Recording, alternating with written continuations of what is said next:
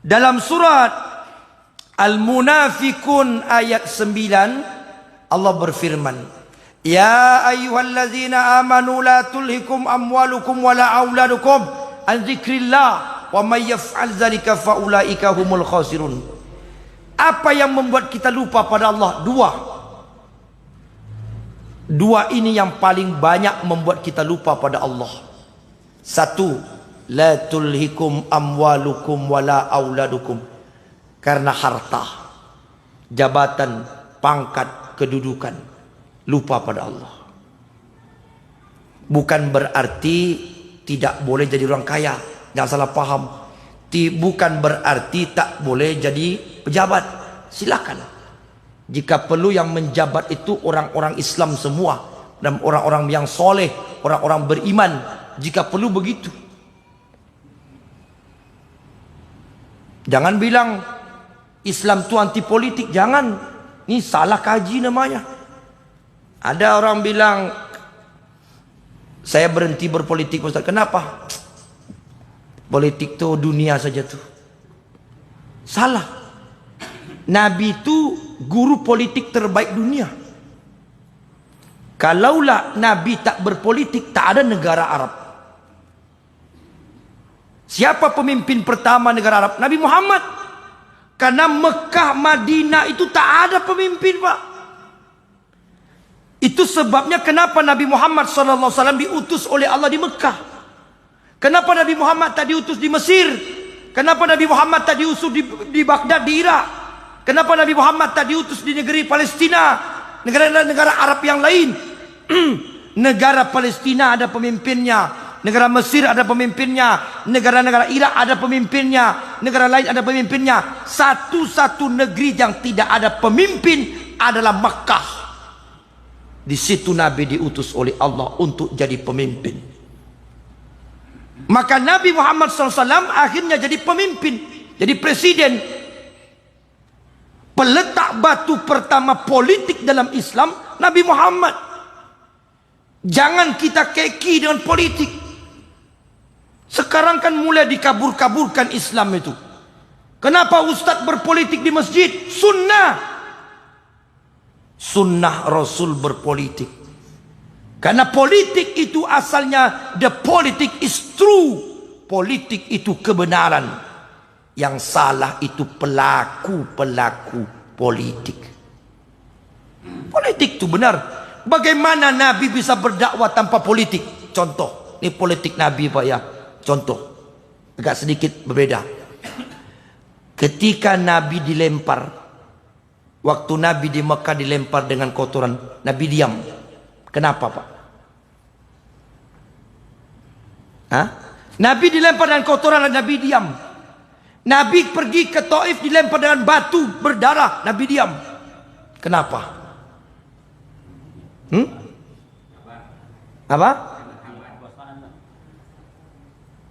Nabi itu dilempar, Nabi itu dipukul dan sebagainya karena Nabi belum berkuasa.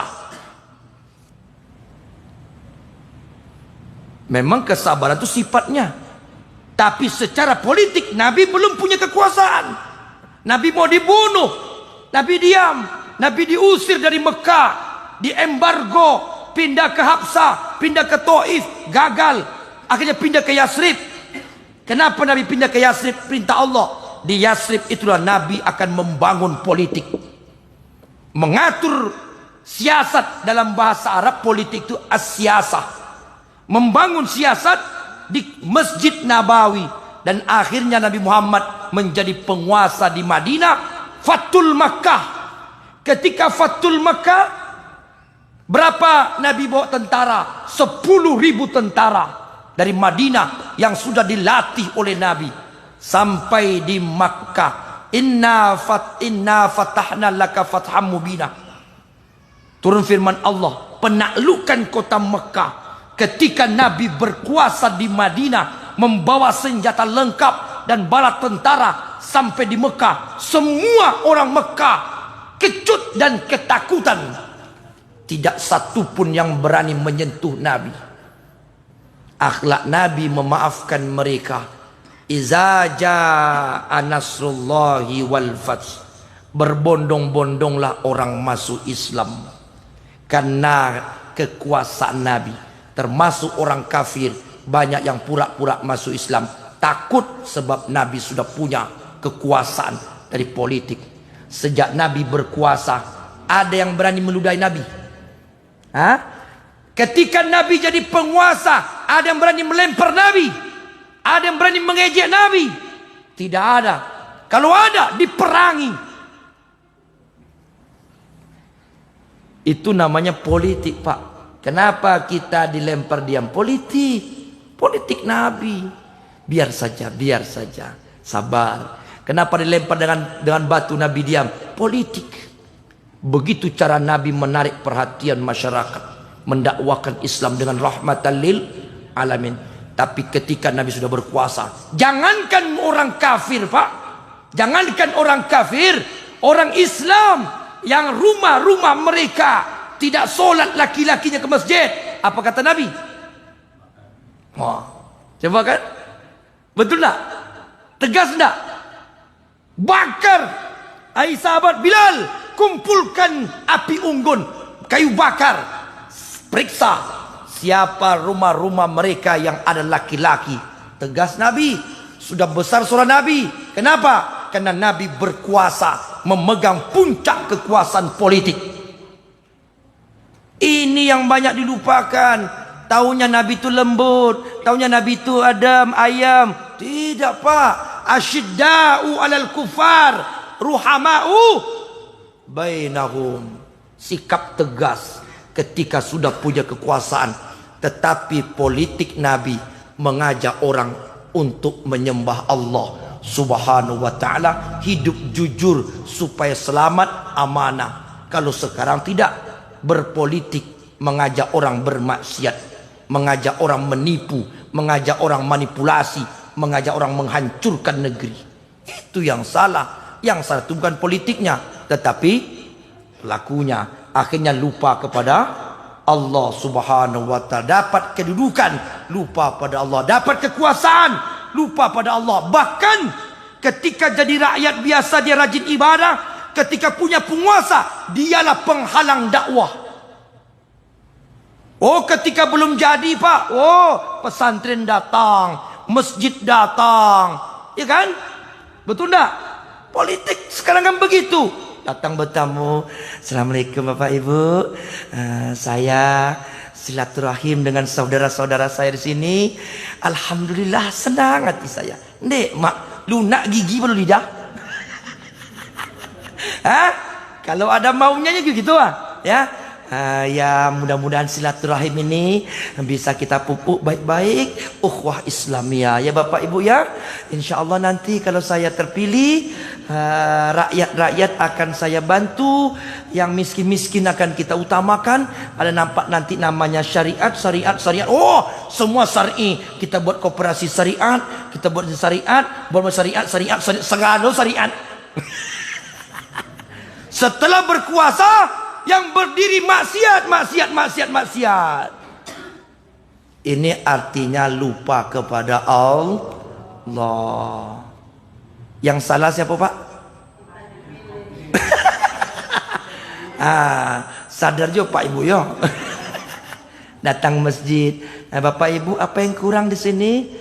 WC Pak kurang, berapa biayanya?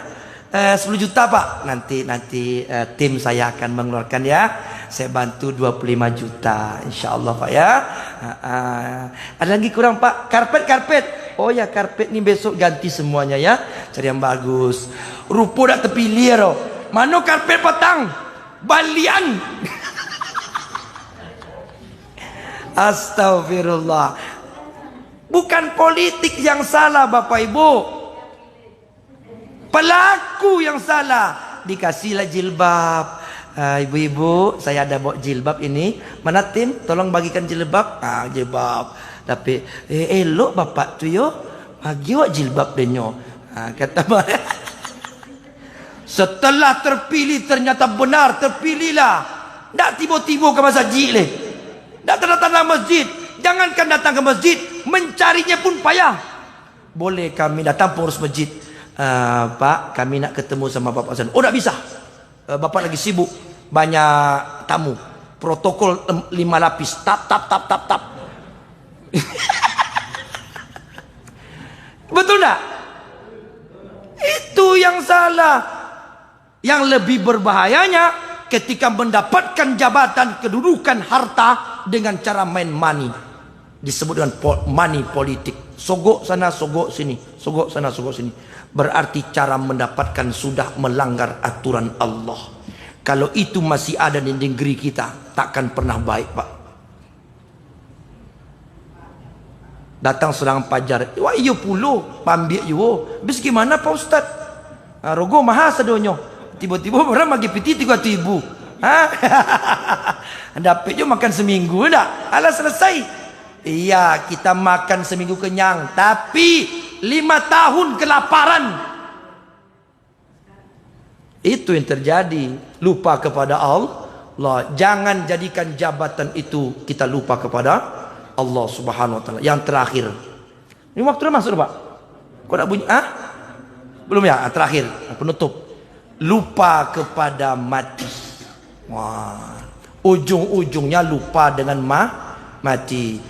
Yang membuat kita lupa pada mati apa? Perhiasan dunia. Wa mal hayatud dunya illa mata' wal gurur. Dunia ini perhiasan, permainan, senda gurau. Saking asiknya bermain, sedang asiknya berhias-hias dan main dengan perhiasan, lupa mati tibu. Sibuk mencari jabatan dengan cara yang zalim, baru dilantik mati. Ada yang belum dilantik mati. Ada yang memalukan, baru dilantik tangkok. Modal lalu balik. Utang banyak lah tangkok pula. Itu belum mati Pak. Masih ada waktu untuk bertobat. Ya Allah. Sama kita begitu juga. Bukan orang lain, kita Pak. Sibuk kerja sana, sibuk kerja sini. Zolim sana, zolim sini. Sogok sana, sogok sini. Hantam sana, hantam sini. Belum dapat, mati. Datang malaikat Israel. Assalamualaikum. Oh, sapu tibu.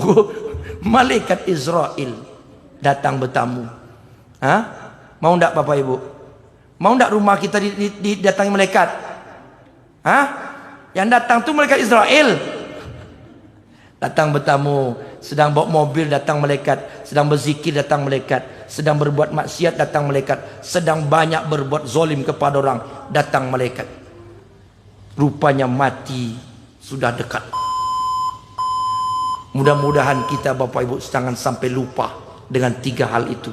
Jangan lupa diri, jangan lupa pada Allah, jangan lupa dengan kematian.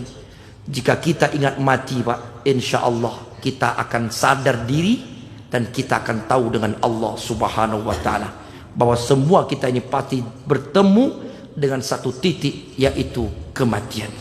Mudah-mudahan kematian kita husnul khatimah. Mohon maaf lahir batin. Subhanakallahumma bihamdika asyhadu an la ilaha illa anta astaghfiruka wa atubu ilaik. Wallahu a'lam bisawab.